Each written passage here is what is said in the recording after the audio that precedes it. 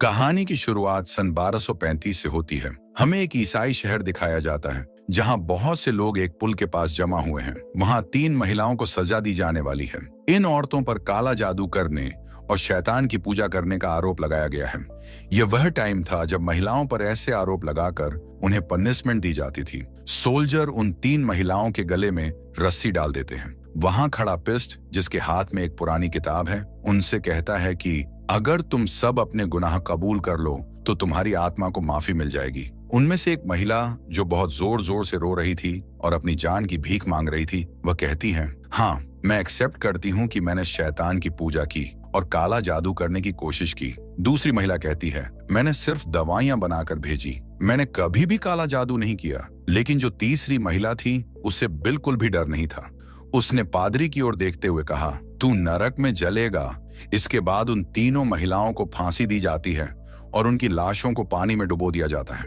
इसके बाद वहां मौजूद सभी लोग जाने लगते हैं। तब फादर सिपाहियों से कहता है, हम इन्हें ऐसे नहीं छोड़ सकते, हमें इन लाशों को बाहर निकालना होगा ताकि मैं अपनी सालों पुरानी किताब से मंत्र पढ़कर इनकी आत्माओं को शुद्ध कर सकूं। लेकिन सिपाही कहते हैं, अब यह दोबारा जिंदा नहीं होंगी, और वहां से चले जाते हैं। पादरी को इस श्राप के बारे में पता था, इसीलिए रात में वो अकेले ही उन बॉडीज को एक एक करके पानी से बाहर निकालने लगता है और उन पर मंत्र पढ़कर शुद्धिकरण करने की कोशिश करता है। सेकंड बॉडी थोड़ा बहुत रिएक्ट करती है और शांत हो जाती है। लेकिन जब वह तीसरी लाश को बाहर निकालने जा रहा होता है तो लाश का वजन इतना ज्यादा होता है कि पादरी खुद पानी में गिर जाता है। जैसे ही वह पानी से बाहर निकलने की कोशिश करता है तो कोई उसका पैर पानी के अंदर खींचने लगता है। वह ऊपर आकर देखता कि तीसरी लड़की जिंदा हो जाती है और शैतान के रूप में अपने पावर से उसकी किताब को जला देती है और पादरी को उसी पुल से फांसी पर लटका देती है।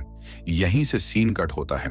इसके बाद स्टोरी सन 1332 की दिखाई जाती है, जहां हमें दिखाया जाता है कि ईसाई धर्म पूरी दुनिया में फैल रहा है और इसके साथ ही बड़ी बड़ी लड़ाइयां हो रही हैं। इन्हीं लड़ाइयों में 2 ईसाई योद्धा भी शामिल थे। ये दोनों बहुत ही अच्छे फ्रेंड थे। एक का नाम था बेहमन और दूसरा था फेल्सन। ये दोनों बहुत ही ताकतवर योद्धा थे और कई सालों तक धर्म के नाम पर युद्ध करते रहे। इन्होंने कई लड़ाइयां लड़ी थीं और आज तक कभी हार नहीं मानी थी। सन 144 में स्मिर्ना की जंग के दौरान ये लोग एक शहर पर हमला करते हैं और उसे अपने कब्जे में ले लेते हैं। लेकिन इसी दौरान बेहमन की तलवार से गलती से एक मासूम लड़की की जान चली जाती है। ये देखकर उसका दिल पिघल जाता है और वह आसपास देखता है कि वहां कहीं बच्चों और औरतों की जान जा चुकी है और वह अपनी लड़ाई वहीं रोक देता है। बेहमन कहता है कि मैंने ईश्वर के लिए लड़ने की शपथ ली थी, बच्चों और मासूमों का कत्ल करने की नहीं।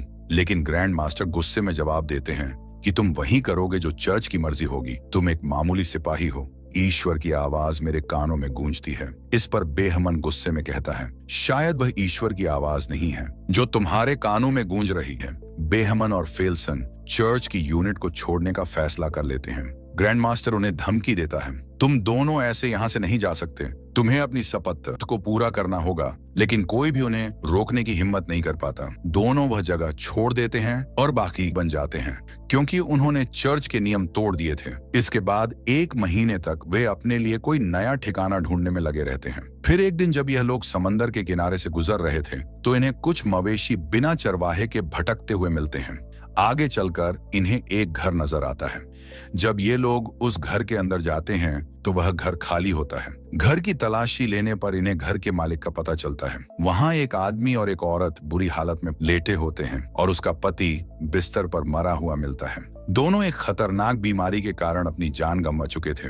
उनका पूरा शरीर बीमारी की वजह से बिगड़ चुका था। बेहमन और फेल्सन उस घर को जला देते हैं ताकि बीमारी फैलने से रोकी जा सके। रास्ते में फेल्सन बेहमन से पूछता है कि हमने तो बहुत कुछ झेला है, लेकिन ऐसी मौत से बचने के लिए इंसान आखिर क्या करे। फिर वह आगे बढ़ते हैं तो उन्हें एक बड़ा शहर नजर आता है। फेल्सन कहता है, शायद हमें पकड़ा जा सकता है, हमें शहर में नहीं जाना चाहिए। लेकिन बेहमन कहता है, हमें खाने का सामान और अच्छे घोड़ों की जरूरत है ताकि हम और लंबा सफर तय कर सकें। मजबूरी में दोनों उस शहर में जाने का फैसला करते हैं। शहर में पहुंचते ही बेहमन और फेल्सन अजीब हालात देखते हैं। यहाँ के लोगों का हाल बहुत बुरा था। गलियों में लाशें पड़ी थीं, लोग रो रहे थे, चिल्ला रहे थे और ईश्वर से अपने गुनाहों की माफी मांग रहे थे। कुछ लोग तो खुद को ही मार रहे थे। फेल्सन कहता है, आखिर यह कैसा पागलपन है। तभी पास ही खड़ा एक आदमी उसकी बात सुन लेता है और जवाब देता है, ये महामारी है, एक ऐसी बीमारी जिसका कोई इलाज नहीं है। ये बीमारी पिछले 3 साल से यहाँ फैली हुई है। इसकी वजह से हर 4 में से 3 आदमी मर रहे हैं। उस आदमी का नाम इकबाल था। वह दोनों से पूछता है, आखिर तुम लोग कौन हो? बेहमन जवाब देता है, हम मुसाफिर हैं और हमें इस बारे में कुछ भी पता नहीं था। दोनों ईसाई योद्धा थे, लेकिन इन्हें कोई नहीं पहचानता। जब ये लोग घोड़े खरीदने की कोशिश करते हैं तो वहां एक आदमी बेहमन की तलवार देख लेता है। ये तलवार नाइट्स की होती थी। जैसे ही यह बात फैलती है, जिससे शहर के सिपाहियों को खबर मिल जाती है कि ये दोनों असल में नाइट्स हैं और जंग से भागे हुए हैं, तो सिपाही इन दोनों को पकड़ने आते हैं। बेहमान और फेल्सन उनसे लड़ते हैं, लेकिन आखिरकार ये दोनों हार मान लेते हैं। लेकिन इन्हें जेल में डालने की बजाय पिस्ट के द्वारा किंग के पास लाया जाता है।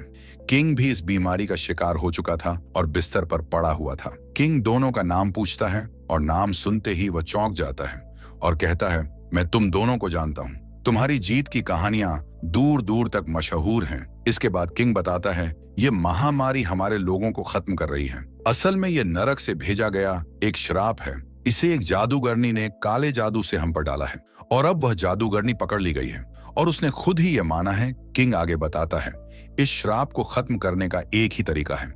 जादूगरनी को सेवे के गिरजाघर में ले जाना होगा। वहां के सन्यासी ही इस श्राप को खत्म कर सकते हैं। लेकिन बेहमन कहता है, मेरा इन सब से क्या लेना देना? किंग कहता है यह काम हम नहीं कर सकते, लेकिन अगर तुम हेल्प करो तो जादूगरनी को सेवर तक ले जाया जा सकता है। क्या तुम चर्च की सेवा करना चाहोगे? बेहमन इस काम को करने से साफ इनकार कर देता है। उसके इनकार के बाद किंग फिल्सन और बेहमन दोनों को जेल में डालवा देता है। उसी काल कोठरी में एक लड़की भी थी। जब ये दोनों उसे देखते हैं तो फिल्सन पूछता है, क्या यही वह चुड़ैल है? बेहमन जवाब देता है, ये तो बिल्कुल चुड़ैल जैसी नहीं लगती। रात को बेहमन एक बुरा सपना देखता है जिसमें वह एक मासूम औरत की जान ले रहा था। जब वह आंखें खोलता है तो देखता है कि वह लड़की जो रो रही थी, उसकी कमर पर जख्म के निशान थे, जैसे किसी ने उसे बहुत मारा हो। यह देखकर बेहमन का इरादा बदल जाता है। वह चर्च के लिए नहीं बल्कि उस लड़की के लिए इस मिशन पर जाने का फैसला करता है ताकि वह उसकी जान बचा सके। अगले दिन वह प्रीस्ट से मिलते हैं और कहते हैं, हम तुम्हारी मदद करेंगे, लेकिन इस लड़की के साथ इंसाफ होगा और हम पर जो भी इल्जाम लगे हैं उन्हें हटाना होगा। इस यात्रा में उनके साथ एक नामी सैनिक भी शामिल हो जाता है और पादरी भी। पादरी के पास एक नक्शा होता है, लेकिन यह काफी लंबा सफर था और यह पहाड़ियों के बीच से गुजरता था जहां गिरजाघर स्थित था। बेहमन और फेल्सन सिर्फ नक्शे पर ही भरोसा नहीं कर सकते, इसीलिए वे किसी ऐसे शख्स की तलाश करते हैं जो पहले वहां जा चुका हो और वापस भी आ चुका हो, कोई ऐसा जिसे रास्ता याद हो। पादरी उन्हें एक कैद किए गए आदमी के पास ले जाता है जिसे धोखाधड़ी के जुर्म में पकड़कर जेल में डाला गया था। बेहमन उसे एक सौदा करता है, अगर तुम हमें सेवर तक ले जाओ तो तुम्हारे ऊपर लगे इल्जाम खत्म कर दिए जाएंगे। वह इसके लिए तैयार था।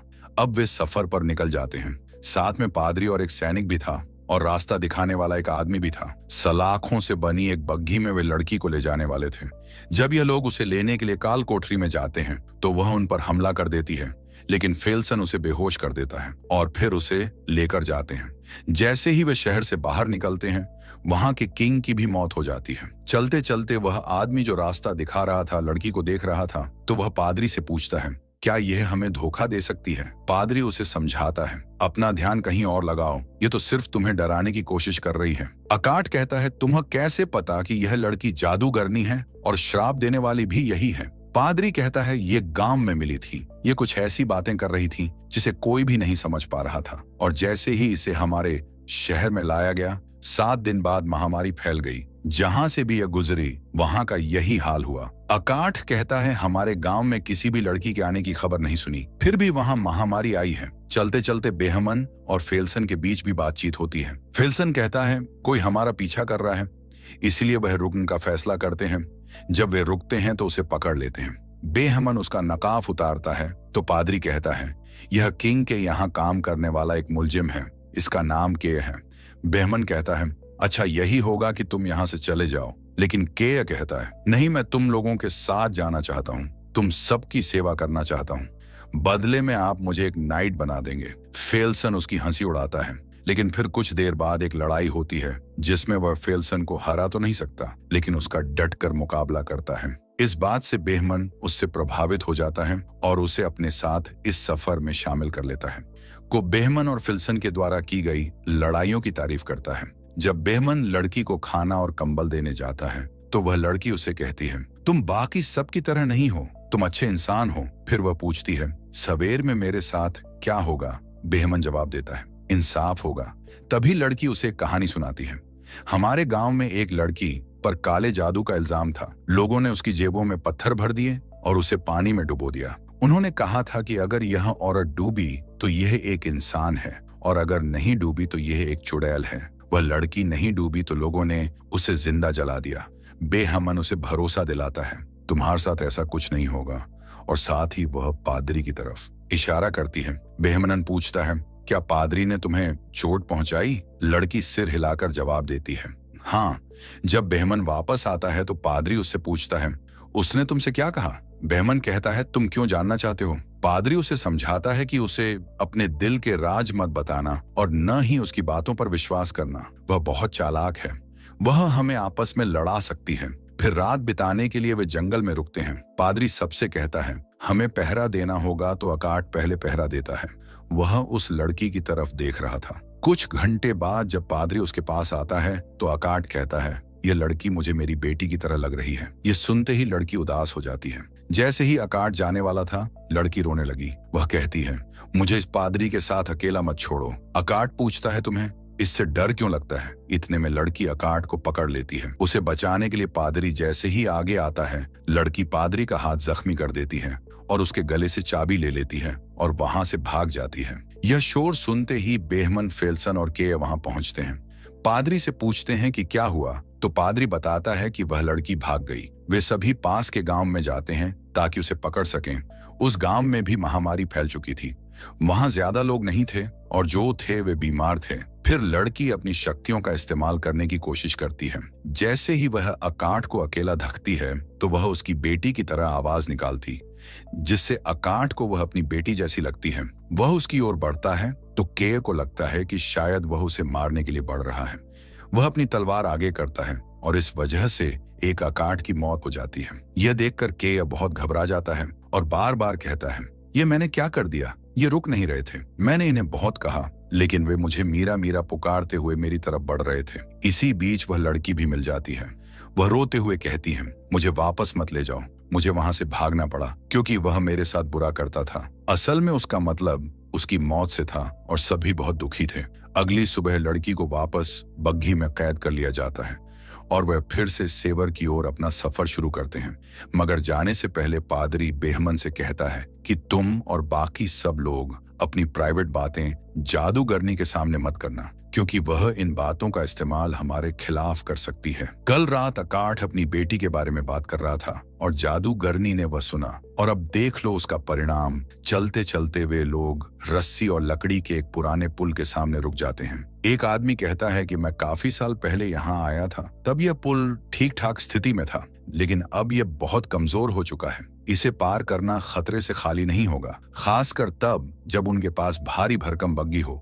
फिर भी वे पुल पार करने का फैसला करते हैं और बग्घी को रस्सी से बांधकर धीरे धीरे आगे बढ़ाते हैं। इस दौरान पुल टूटने लगता है और के मरते मरते बचता है, लेकिन लड़की उसकी जान बचा लेती है। किसी तरह वे पुल पार कर लेते हैं, लेकिन जैसे ही वे दूसरी तरफ पहुंचते हैं, पुल पूरी तरह टूट जाता है।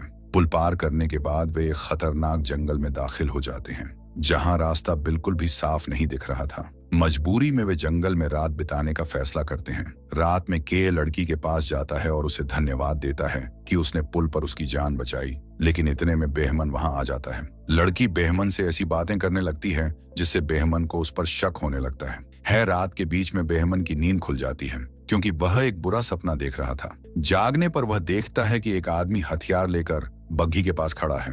बेहमन उसे देखकर चौंक जाता है और वह कहता है, इसकी वजह से हम सब मारे जाएंगे, इसे मार डालो, इससे छुटकारा पाओ, कोई हमें नहीं रोकेगा। तभी फेल्सन वहां आता है और उस आदमी के हाथ से हथियार छीन लेता है। उसी समय लड़की उनकी बातें सुन रही होती है और अचानक वह भेड़ियों जैसी आवाजें निकालने लगती है। इससे पहले कि कोई कुछ समझ पाता, भेड़िए उन पर हमला कर देते हैं। पहले तो वह सब मिलकर भेड़ियों का सामना करते हैं और उन्हें मार देते हैं, लेकिन उन्हें एहसास होता है कि काफी सारे भेड़िए उनकी तरफ बढ़ रहे हैं। तो वह सभी वहां से भागने का फैसला करते हैं, लेकिन भागते समय उनका एक साथी शिकार बन जाता है और वे उसे बचा नहीं पाते। इस बात से बेहमन बहुत दुखी होता है। अगली सुबह वह लड़की को मारने का फैसला करता है, लेकिन पादरी बीच में आकर कहता है, मैं तुम्हें ऐसा नहीं करने दूंगा। बेहमन उसे दूर धकेल देता है। तभी फिल्सन वहां आता है और बेहमान से कहता है, मंजिल पास है, हम वहां पर पहुंच गए हैं। बेहमन अपना इरादा बदल देता है और गिरजा घर की ओर अपना सफर जारी रखता है। रास्ते में फिल्सन कहता है, जब यह सब खत्म हो जाएगा तो मैं उस जगह जाना चाहूंगा जहां मेरा जन्म हुआ था। जब वे गिरजाघर पहुंचते हैं तो देखते हैं कि वहां कोई भी मौजूद नहीं है। पादरी कहता कि यह टाइम प्रार्थना करने का है, लेकिन जब वह अंदर जाकर देखते तो सभी सन्यासी महामारी के कारण मर चुके हैं। उनमें से एक में थोड़ी जान बेची होती है। वो सोरमन की किताब की ओर इशारा करता है और मर जाता है। अब पादरी प्रार्थना की किताब उठाता है और अब पादरियों में सिर्फ वह अकेला ही बचा होता है। वह लड़की पर कुछ मंत्र पढ़ने की कोशिश करता है, लेकिन तभी लड़की का असली राज सामने आता है। वह सबका अतीत बताने लगती है। बेहमन को एहसास होता है कि वह अपने पापों को छुपाने के लिए एक मासूम लड़की की जान बचाने की कोशिश कर रहा है ताकि वह नर्क में न जाए। लड़की कहती है, धर्म के नाम पर हुई लड़ाइयों में महामारी से ज्यादा लोग मारे गए। तभी पादरी को समझ आता है कि यह लड़की जादूगरनी नहीं है, बल्कि इसके शरीर पर एक डेमन का कब्जा है।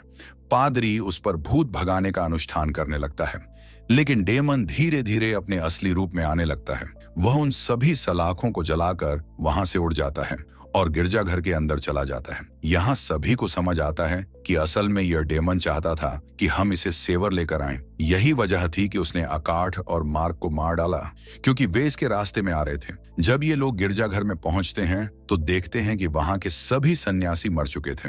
वे सालों से किताब की नकल बना रहे थे, क्योंकि डेमन को सिर्फ इसी किताब से खत्म किया जा सकता था।